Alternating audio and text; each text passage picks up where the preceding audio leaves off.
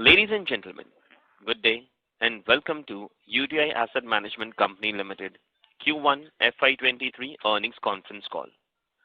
From the management, we have with us Mr. Imtiyazur Rahman, Managing Director and CEO, Mr. Surojit Saha, Chief Financial Officer, Mr. Vinay Lakhotia, Head Operations, Mr. Sandeep Samsi, Head Investor Relations and Corporate Communications. As a reminder, all participant lines will be in the listen-only mode, and there will be an opportunity for you to ask questions after the presentation concludes. Should you need assistance during the conference call, please signal an operator by pressing star then 0 on your touchtone phone. Please note that this conference is being recorded. Before we begin, I would like to mention that some of the statements made in today's discussion may be forward-looking in nature and may involve risks and uncertainties. Please note the disclaimer mentioning these risks and uncertainties are on the disclaimer slide of the investor presentation that has been shared earlier. I now hand the conference over to Mr. Imtiyazur Rahman for opening remarks. Thank you, and over to you, sir. Thank you very much. Good afternoon, everyone. It is my great honor to welcome all of you to the earnings call for the first quarter of financial year 2023. I thank you for joining us to discuss the financial and operating performance of our company, UTI AMC Limited. It has been a momentous occasion for the country as Honorable Srimati Draupadi Murmu took the office as the youngest President of India and the first person from India's tribal communities to serve as our President. I have with me my distinguished colleague, Mr. Saha, CFO, Mr. Vinay Lakhotia, Head of Operations, and Mr. Sandeep Samsi, Head Investor Relations and Corporate Strategy. Friends, the global economic recovery post the pandemic is with challenges following the geopolitical conflict in Europe. Central banks around the world are tackling the surging inflation. In response to the rising headwinds, the Reserve Bank of India, through its monetary policy, has taken a stance to withdraw accommodation to ensure that inflation remains within the target going forward, while supporting the growth. With the supply outlook appearing to be favorable and several high-frequency indicators pointing to resilience of the Indian economy. During the quarter, RBI expects that inflation may ease gradually in the second half of the financial year. The Indian equity market witnessed corrections during the quarter. The benchmark indices for the equity market closed with red, with Sensex closing at 53,019, down by 9.5%, and Nifty ending at 15,780, down by 9.6%. Friends, over the last 2 quarters, the decline in equity market has impacted the quarterly average AUM of the mutual fund industry. The quarterly average AUM of mutual fund industry as of June 30, 2022 stood at 37.7 lakh crore, marginally down from 38.4 lakh crore as on 31st March 2022. Despite correction in the equity market, number of folios rose to 13.47 crore as on June 30, 2022 from 12.95 crore as on March 31, 2022. A jump of around 4%. In order to give you the further details of UTI mutual funds and AMC's performance, I now hand over to my colleague, Mr. Sandeep Samsi, Head Investor Relations and Corporate Strategy, to take the discussion forward. Sandeep? Thank you, sir. Good afternoon to everyone. I will start with UTI Mutual Fund and UTI AMC's performance. We are pleased to inform you that during the first quarter, UTI AMC was one of the 2 mutual funds among the top 10 which saw AUM growth. As compared to the last quarter, our quarterly average AUM increased by rupees 437 crores. UTI Mutual Fund quarterly average AUM as on 30th June 2022 stood at 2,24,279 crores, witnessing a year-on-year growth of 19.8%, or by approximately rupees 37,069 crores from rupees 37,210 crores as of quarter 1 in FY22. This has led to an increase in our market share to 5.94% for the quarter ended June 22 from 5.83% for the quarter ended March 22. On closing AUM basis, our market share has increased by 3 basis points to 5.89% as on June 30th, 2022 from 5.86% as on March 31, 2022. Our equity quarterly average AUM market share is 5% for the April to June quarter. Our equity quarterly average AUM for the quarter ended June 22 stood at rupees 66,693 crores with an increase of 23.49% as compared to the quarter ended June 21. The quarterly average AUM for index and ETF recorded a year-on-year growth of 45.95% to 65,199 crores for the June 22 quarter. Net sales for UTI mutual fund for quarter 1 of this financial year stood at rupees 3771 crores, while the overall industry saw an outflow of rupees 4539 crores. The equity net flows for UTI mutual fund amounted to 4% of the industry net inflows and stood at 1953 crores as compared to net flows of rupees 975 crores for Q1 of FY22, while ETFs and index fund net inflow stood at rupees 4854 crores, gaining 11.8% of the industry net inflows. Hybrid funds witnessed a net outflow of 164 crores for the quarter. UTI was able to capture market share of 8.5% of the gross sales of the industry during the quarter. The total assets under management for UTI Group registered a growth of about 15% over the corresponding quarter of previous year and stood at rupees 13.82 lakh crores as on 30th June 2022 as against 12 lakh crores as on 30th June 2021.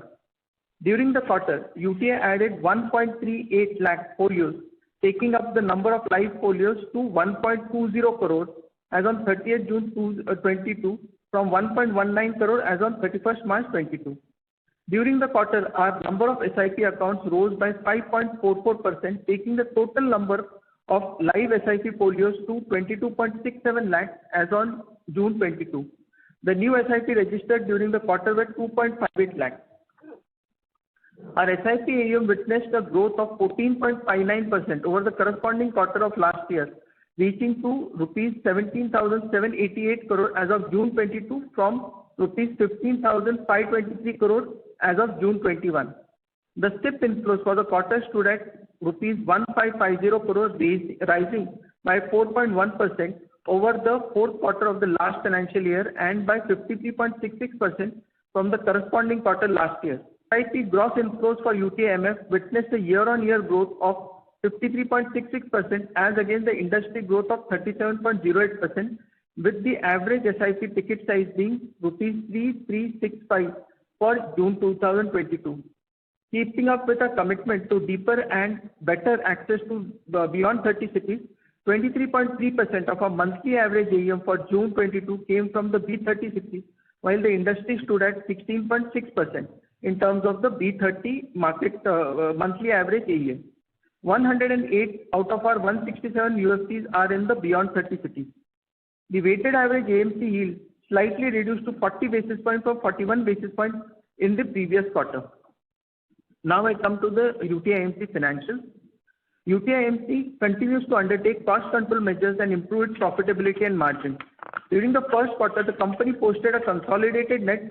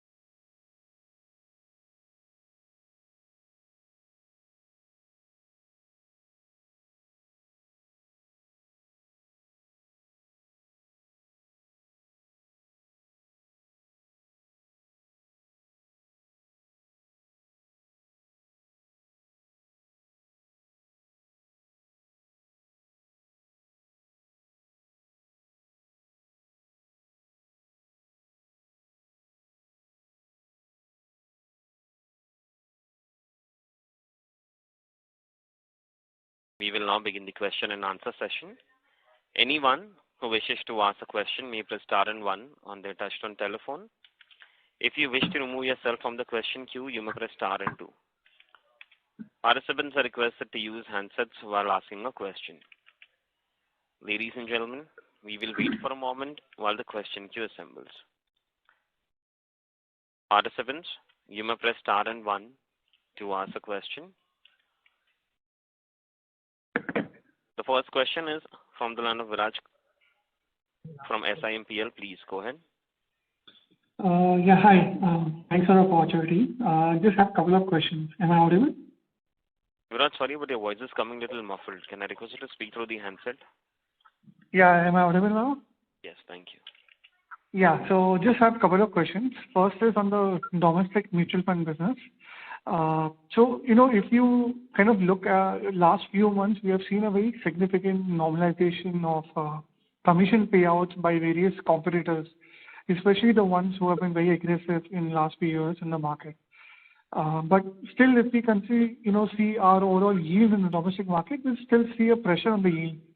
So just wanted to understand, what will be the drivers of that, and going forward, how should one understand the yield movement for us in the domestic mutual fund business? So that is one. Second is, again, on the domestic mutual fund, we've seen some moderation in our domestic mutual fund market share, especially in active equities. And if we look at our performance ranking of some of our major schemes like, say, FlexiCap, they have also kind of moderated in the last 1 year basis. But at the same time, when you look at our share of SIP, that has been quite stable around 4.5%. So just want to understand, what is driving this moderation, and how should we understand our market share play, going forward? So what kind of levers you think you have to drive the market share up? Thank you. Yeah, hi Viraj. So first of all, I'll take the questions on the yield. As far as the competition pricing are concerned, as stated in the earlier call as well, the ratio of payout between the manufacturer and the distributor is close in the range of around 50 to 80%, 50% being the lower end of the spectrum that is being shared with the individual financial advisor, and 80 to 85% in case of a normal high-end distributor like a bank and a national distributor. Things hasn't changed much as far as this sharing are concerned. Yes, while the industry has witnessed lesser NFOs where the pricing structure get distorted, but as far as the open-ended schemes are concerned, the pricing ratios between the manufacturer and the distributor remain the same. We do have some impact on our yield as well. So as compared to the last quarter, the yield has AMC margin yield has actually fallen down by 1%, and we expect some dilution in the yield going forward as well of maybe around 1 to 2 basis points, primarily because of three factors. Firstly, as you all know, equity inflow that is actually coming, the fresh inflow is coming at a lower yield as compared to the stock AUM yield, which is close to around 85 to 90 basis points. So that kind of drag the overall yield. Secondly, the industry has witnessed exponential growth in the ETF and the index AUM over the last 2 to 3 years, and we see that trend to continue in near future as well. And as you are aware, the ETF, our AMC fee is in the range of around 5 to 6 basis points. And since we have a sizable share of ETF AUM, and with the AUM growing, it kind of drag our overall yield number. And the third reason is that we are witnessing some kind of uptick in the performance of our fixed income fund as being demonstrated in the 1 year and the 3 year return. And our focus is to increase our market share, which we have lost in last 2 to 3 years. Since you are all aware, the AMC yield under the fixed income category is in the range of around 25 to 28 basis points. So any growth in the fixed income category and the market share may have some kind of an impact on the yield number, overall management yield number going forward. So yes, we see some bit of dilution in the management yield number going forward, but I stated earlier, the core PAT yield remains strong at around 20 basis points, and we don't see much of dilution in that, primarily because of the cost reduction exercise that is happening. And we all are aware that because of operating leverage, the core should support our PAT yield number. and the profit margin number should actually have been improving quarter on quarter over the last 2 to 3 years. With respect to your second question, that is on the market share, we have seen some bit of dilution or reduction in the equity scheme market share, which has fallen by roughly around 17 basis point. Actually, the overall the gross sales percentage as compared to industry for UTI during this quarter was 4%, which was lower than our 5.2% market share, which has impacted. But this is, we believe, primarily in the lump sum redemption. In the SIP book, actually, our market share has actually improved by almost around 22 to 23 basis points as being presented in our investor presentation. So while we are seeing some bit of traction in the SIP book, because of some lump sum redemption, the market share under the equity categories has slightly fallen. Viraj? So just a follow-up on the first part, on the yield part. So I understand there's a impact of new money coming in at a much more higher profit sharing than the old book.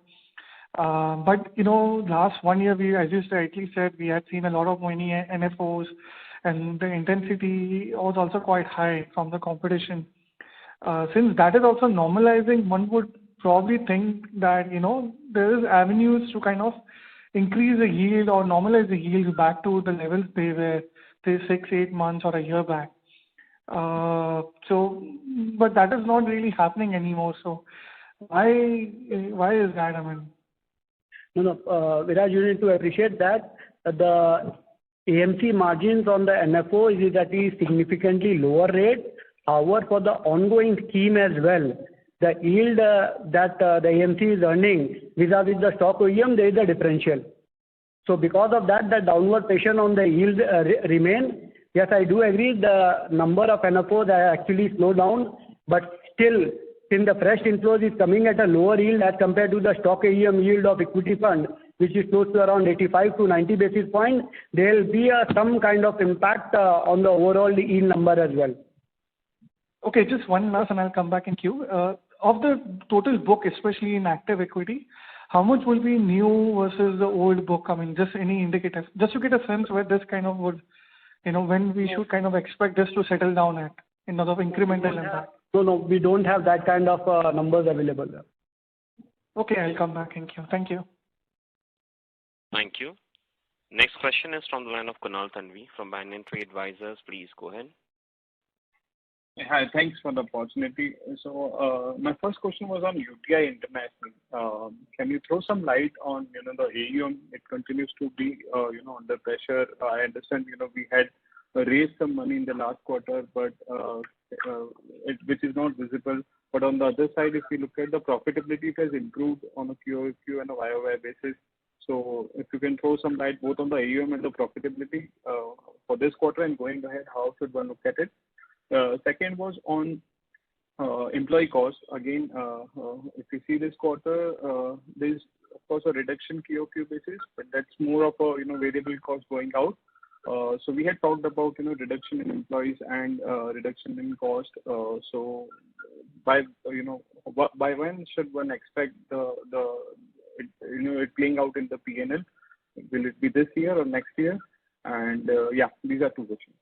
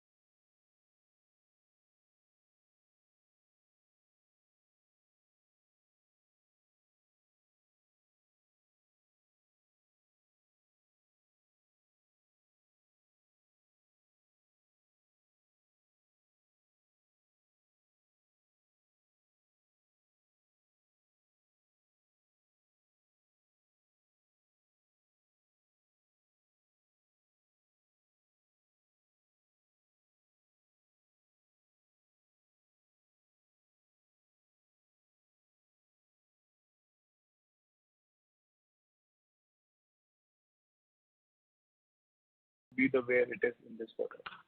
The operating profit will definitely go up. You see the rise in revenue which has taken place in the last 3 months as well as in the last year. And with respect to, we have a operating profit of around 15 crores in INR. But because of the mark to market, you are seeing a 16 crore negative loss in the PBT position. So we are very confident of a good performance and operating profit in the international business. Sure. And on employee cost? Yeah, employee cost, see, we are a little bit restructuring the UTI international business. You are on the employee cost of the UTI group as a whole or for the UTI international? Group. Yeah, for the group, the quarter-on-quarter employee cost, you would see a decline of 12% to 101 crore in Q1 FY23 from 115 crore in Q4 FY22. The annual appraisal cost was already factored in the quarter's financials.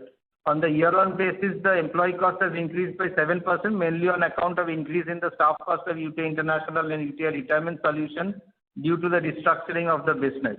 That you all know that because of the Brexit, we have opened a new office at Paris, which will be looking into the European business.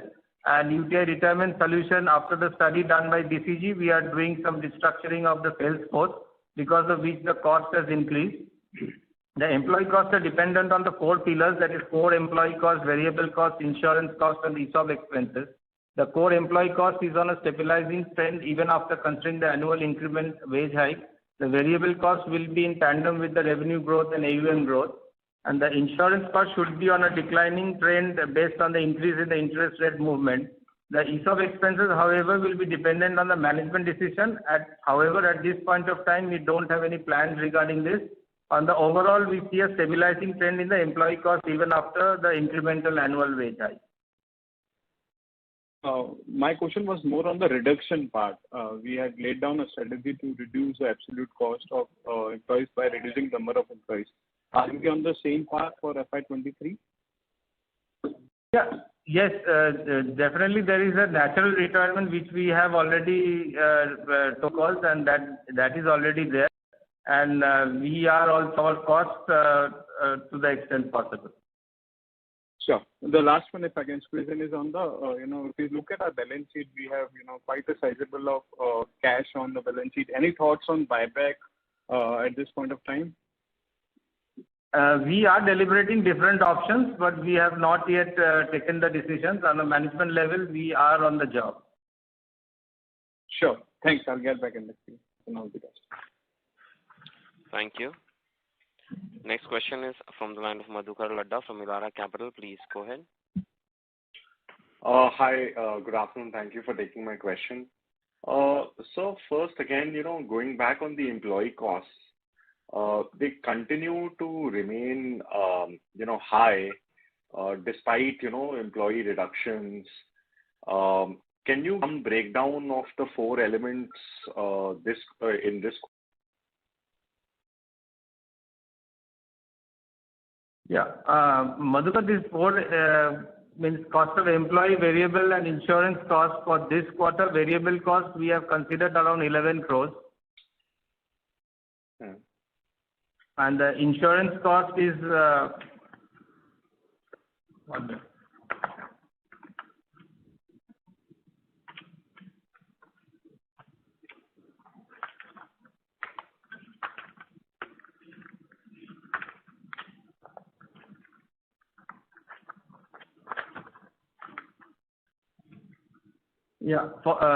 for this quarter, it is managerial is around 47 crore and the non-managerial is around 17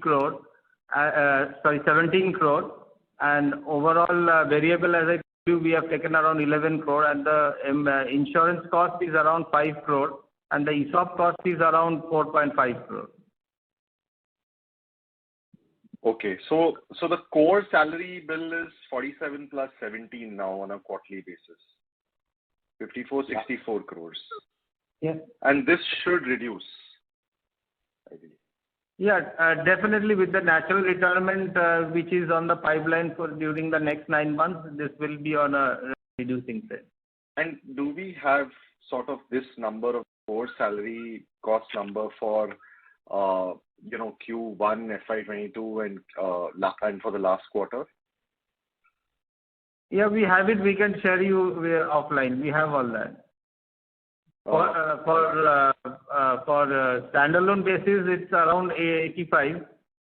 And no, I think consolidated basis is better, right?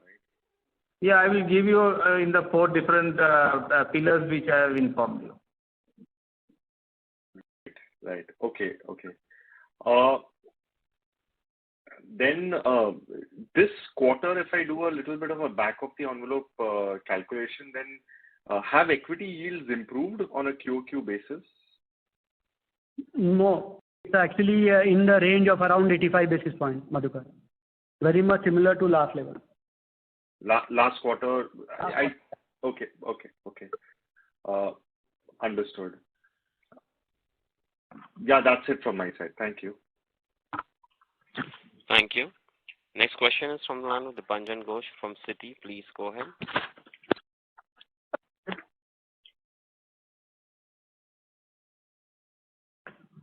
Am I audible? Yes, sir. Now you are. Yeah, sure. So just a few questions from my side. First is, if you can give some color on the gross inflows that you're seeing from your top, let's say, 10 to 25 distributors, and how this would have changed, let's say, over the past 1, 2, or 3 years.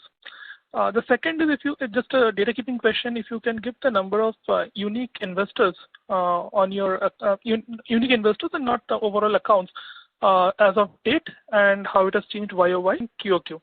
My third question is more on the subsidiaries. I mean, if I look at the core profitability, just from a ratio perspective and compare it with your standalone business, the core profitability on some of these businesses are definitely quite low compared to a standalone business. And given that a decent part of the profit stems from mark to market or other income on these businesses, your overall profitability is, for the consolidated entity is to some extent kind of tends to be volatile when we compare it with some of the other listed peers.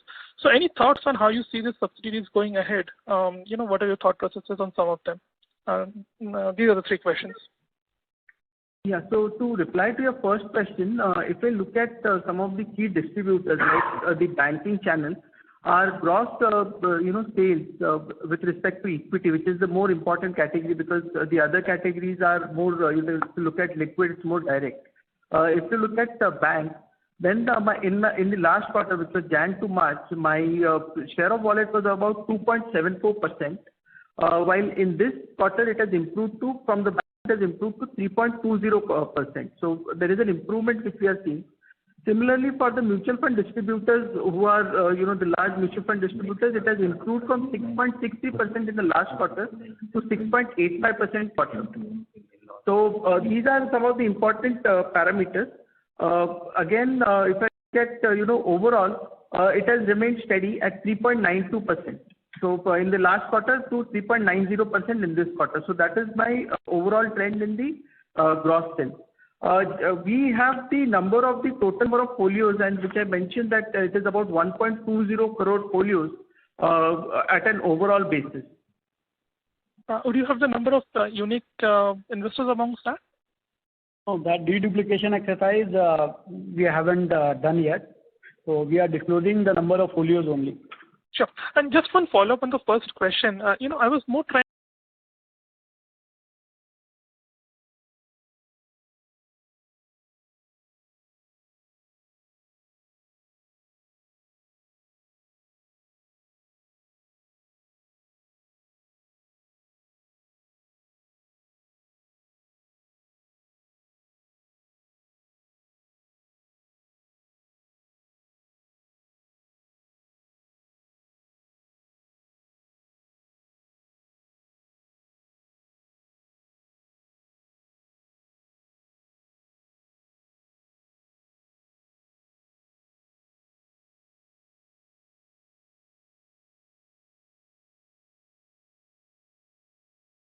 mix, but if you see the recent trends, we have seen that large distributors have been distributing a higher amount as compared to some of the smaller distributors. So there also we have seen an increase in the gross sales share of wallet. Sure. And on the last question on the subsidiaries, I mean, any thought processes more from a long-term perspective on some of them, and how do you see them, let's say, growing or delivering in terms of profitability or margins? Good question, Mr. Ghosh. I'm Rahman. So far as subsidiaries are concerned, there are 3 subsidiaries, and the most profitable today is the UTI Retirement Solution, and margin is very good. We are further building this particular subsidiary, and we are going to develop competencies in-house for the distributions of the NPS product. And this particular company will continue to grow and continue to contribute in a better way. UTI International is also a very stable subsidiary, and this subsidiary makes a lot of money. But whenever there is a M2M gain or loss, it affects the profitability. But going forward, it appears as outlook is the market volatility will also be settled down, and this company will continue to have the core profit very strong. We are building the UTI capital, and therefore UTI capital will take a couple of more years to start contributing. We have a very strong business plan. We have built a very strong track record in the fixed income product credit side, and we have built a very good team. We have very good processes, and now the team supervises the entire investment operation. So therefore, I believe that going forward, UTI Capital, another subsidiary, will also be equally strong. All subsidiaries will contribute meaningfully to the parent company as a whole. Mr. Ghosh? Yes. Yeah, that's all from me. Sure. Just one question, if I can squeeze in. What is the product pipeline looking like in the standalone business for the remaining part of the year? Indeed. Yeah. So if you see, we have recently launched the GILT 10 years of fixed maturity plan, which is a fixed 10-year plan, which is there. Apart from that, we have filed certain papers with SEBI. One in various categories, one for the passively managed debt index fund, then for ETF, and we are also planning to launch an international fund of funds. So these are some of the funds in the pipeline, and we will be launching them in the coming quarters. Sure. Thank you, and all the best. Thank you. Thank you. The next question is from the line of Prayesh Jain from Motilal Oswal. Please go ahead. Yeah. Hi, good evening, everyone. My first question is on the yields again. So if you spoke about debt yields being in the range of 25 to 28 bits. So, how would they have trended in the, say, last 4-5 years? And what I have been made to understand is that these are possibly the lowest yields what we've seen in the past few years.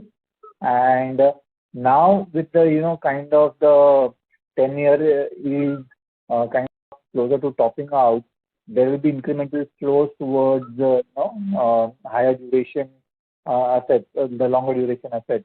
Do you think that the debt segment yields can move higher and provide some cushion to falling to the decline in that would be my first question. Secondly, could you give some thoughts about the other expenses in line item wherein we've seen a sharp decline on a sequential basis?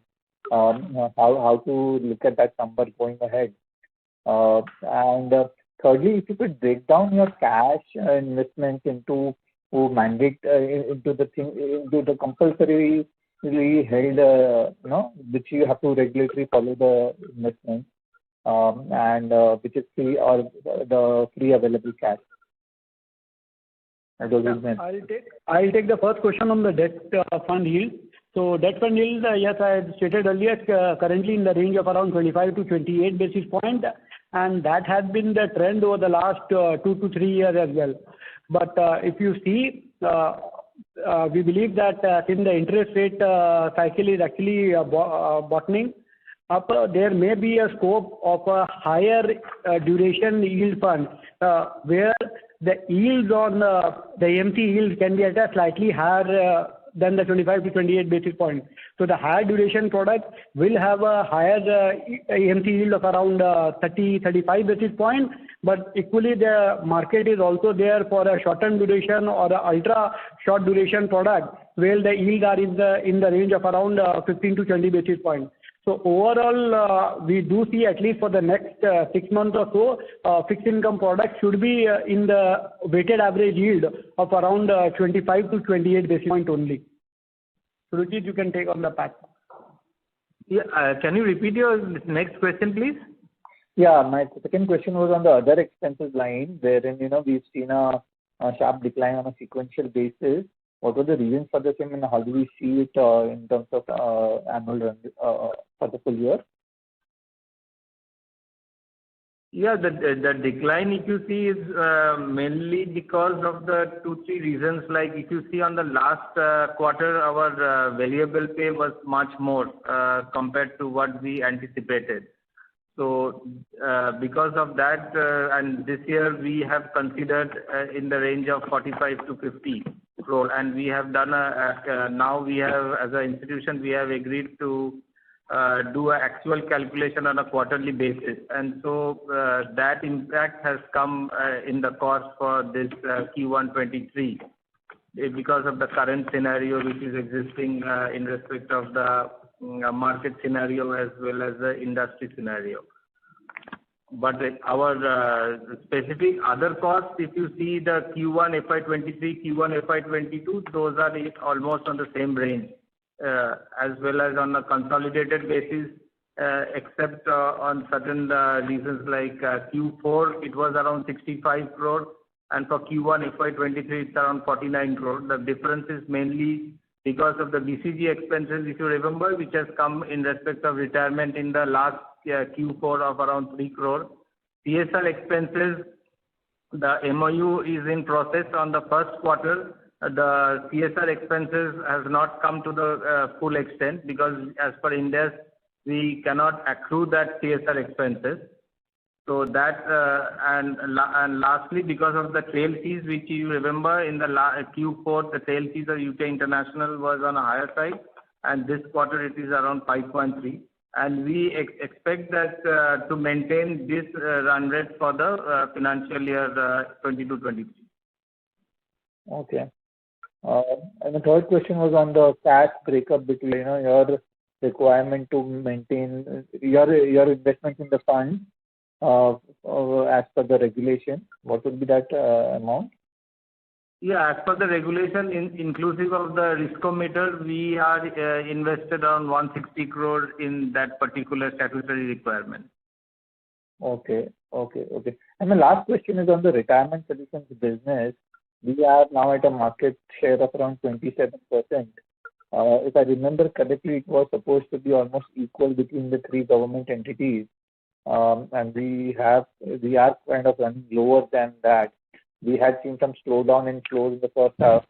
How do you see this business? Do you see that there can be incremental market share gains, or how do we see this business in terms of growth from here on? No, if you see the UTI retirement solution on the year-on basis, it has grown up by 14.5%. That is from 2,03,786 crore to 1,76,338 crore. And during the year-on-year, the inflow was from June 21 to June 22, it is around 36,675 crore. On a quarter basis, the flow has been normalized, and we are getting like from December 21, March 22, and June 22, we are almost each quarter we are getting around 7,000 to 9,000 crore a year. What will be your share in flows currently? Come back again. What will be your share in the flows? I think that the share in the flows is decided by a particular formula by the MTS authority, right? So what is the share in the flows currently? Share of the flow is now almost 33%. 33%. Come back to 33%. Yeah. Okay. Thank you. Thank you. The next question is from the line of Chignesh from Incred Capital. Please go ahead. Yeah, hi. Am I audible? Yes, sir, you are. Yeah, okay. So just going quickly first on this other businesses of yours apart from mutual fund. So what will be the yields that you'll be making from all these businesses, and is it part of your total revenues or it gets clubbed under other income? If you can just give me some idea on that. Come again with your question, didn't get it. So the international businesses and the retirement fund, the yield that you make it out, is it part of your total revenues or it gets clubbed in other income? No, it's part of the operating Sale of income. service. Yeah, it's part of the sale of service shown in the balance sheet in the line item. Understood. Secondly, just out of curiosity, you had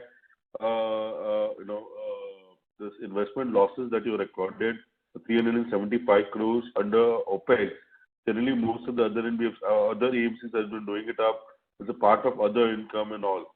So, any specific reason? Because if I exclude that, then if I can see sequentially, there is a roughly around 20% dip on the overall OPEX side. So, anything to read about it, or it's general practice that we guys are having it up? No, it's our auditors are KPMG and we follow the Indus very clearly. So according to that, whenever there is income, it has to be shown in the total income, and if there are any loss, it has to be shown as a part of the expenses. So it is more of a presentation purpose. I have followed as per the guidelines. Okay, understood. So whenever it will be again, and we have clearly mentioned as a line item, so I don't think there is any there will be any problem for you as such in reading the financials. No, this is pretty clear. But then when we compare to the OPEX, we have to specifically exclude that line.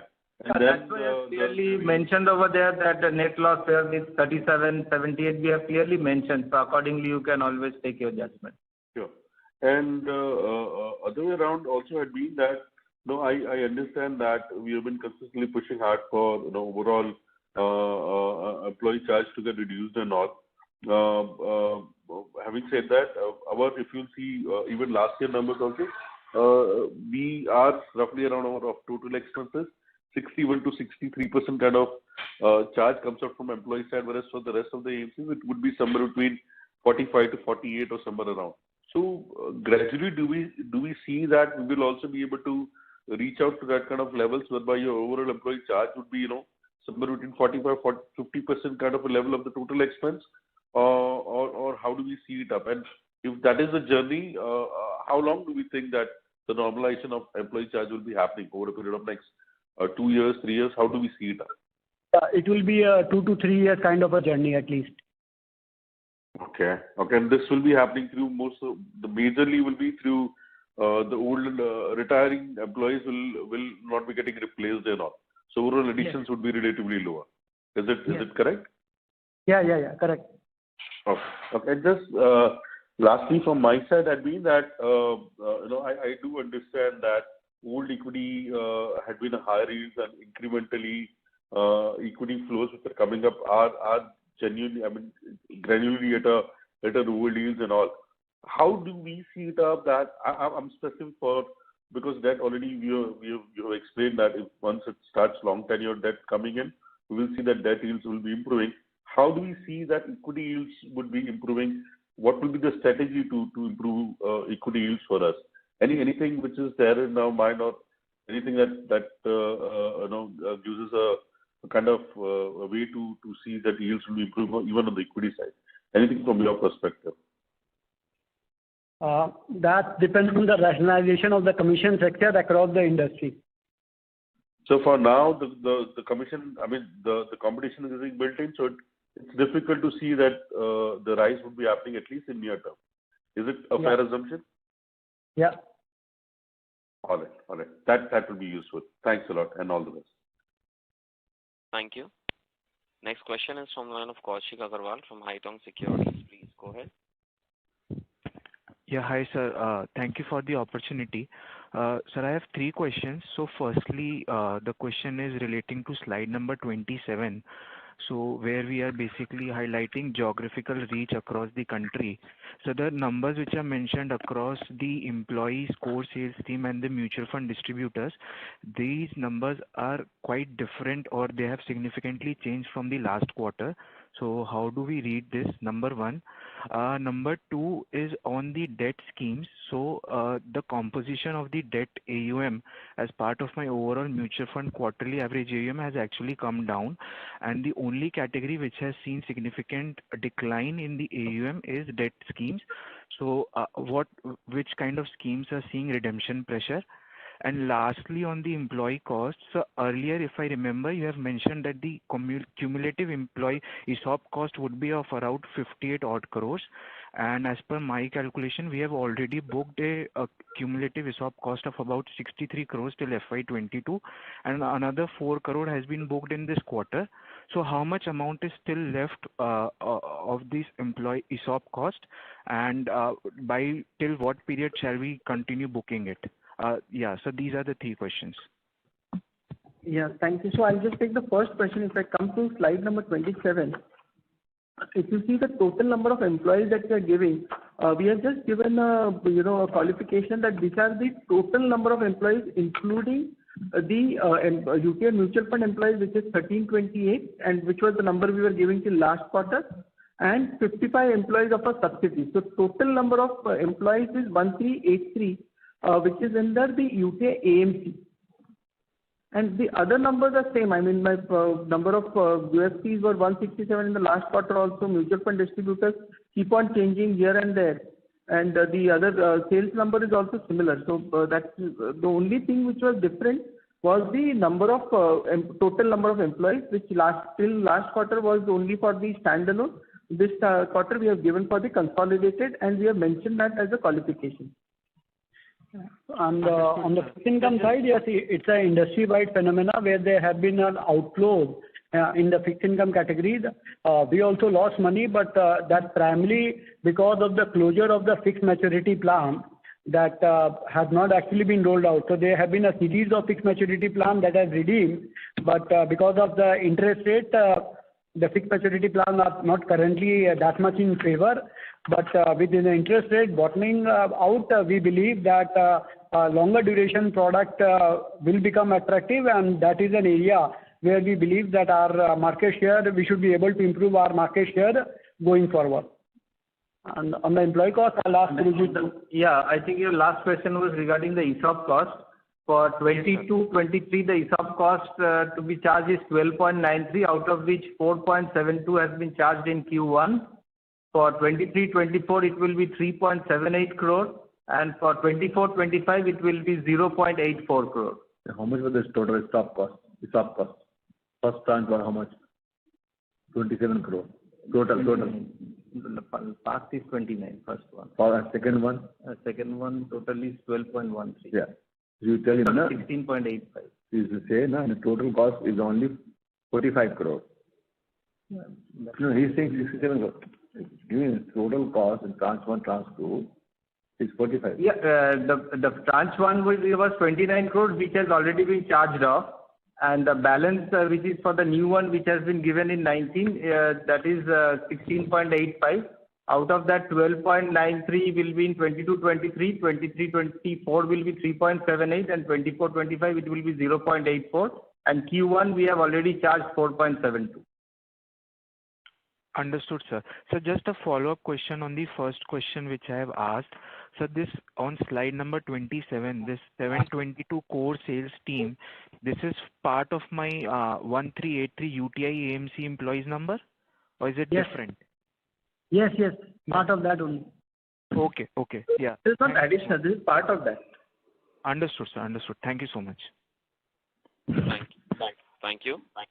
Next question is from the line of Akshay Jain from JM Financial Service. Please go ahead. Hi, sir. Thank you for the opportunity. So I have a question on your investment balance. So if I do a rough calculation, you have close to 3,000 crores worth of cash and investments. If I exclude, say, the PE and the offshore investments of around 600 crores and say 160 odd crores of regulatory requirement into your own schemes, and say even if I take, say, additional 500 crores to that, it still leaves around 1,500 to 1,800 odd crores worth of cash on your balance sheet. So a lot of investors have been raising questions that, why so high cash balance on your balance sheet rather than, you can use this cash balance to, say, either pay out as dividends or a buyback. So we have been listening to a lot of answers that, you are deliberating on this. But is there any timeline on, when this cash will be utilized? And number two, on the dividend policy, dividend policy on a, so I'm looking at the UTI console, so it's the dividend payout has been in the range of around 50%, while some of your competitors are paying in excess of 60%, and one competitor is even paying in excess of 80%. So why not pay higher dividends? And number two, why not utilize this excess amount of cash on your balance sheet? So these are my two questions. Okay, so let me answer first Rahman, let me answer first on the dividend. This time we have paid 67% dividend. And we have a baseline in our policy that board may approve minimum 50%. Last year we had given the 61% dividend. So there is improvement in the dividend payout. And we will be consistent in paying the dividend. Regarding this utilization of the cash, yes, cash is kept to have any acquisitions that didn't work out. And B is whether we should do the buyback. We are still exploring. Or the dividend payout, we will discuss this with our board and take an appropriate decision in due course. But we are cognizant that we are sitting on cash, and we are exploring the strategies how do we service this cash better in the interest of the shareholder. Yes, sir, if you can get some timeline on this, because your cash is like around 3,000 crores, your market cap is 8,000 odd crores. Like it's more like around 35 to 40% of your market cap is sitting in cash. So it will be very helpful if you can get some timeline on when this cash can be utilized. Good suggestion. We'll discuss internally with the board, and hopefully the next call we will be in a position to deliberate it better. Fine, sir. Okay, sir. Thank you. Thank you very much. I now hand the conference over to the management for closing comments. Thank you very much for organizing this call, and thank you very much indeed for your active participation. UTIMC needs support of all of you. We are committed to serve all our stakeholders. And thank you very much once again. Thank you. Thank you very much.